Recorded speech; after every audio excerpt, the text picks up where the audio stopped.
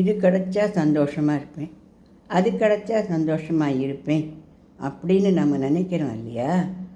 நாம் எது கிடைச்சாலுமே சந்தோஷமாக இருக்க மாட்டோம். அதுதான் உண்மை.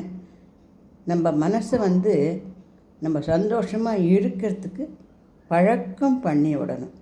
அது எப்படி பழக்கம் பண்ணி விடணும் அப்படின்னாக்கா, ஒவ்வொரு நாளும் ஒரு 5 நிமிஷமாவது நம்ம மனசை அமைதியாக வச்சுட்டு நல்லா மூச்சை இழுத்து நல்லா மூச்சை விட்டு நமக்கு எல்லாம் கிடைக்கும், நமக்கு கடவுள் துணை இருக்கார், நம்ம சந்தோஷமாக தான் இருப்போம் அப்படிங்கிறத நம்ம கொஞ்ச நாள் உணரணும்.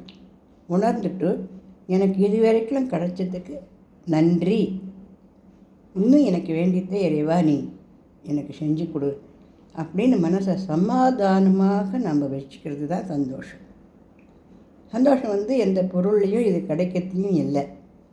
சந்தோஷம் ஒவ்வொரு மனுஷருக்குள்ளேயும் மனுஷிக்குள்ளேயும் அவளுடைய இதயத்தில் இருக்குது.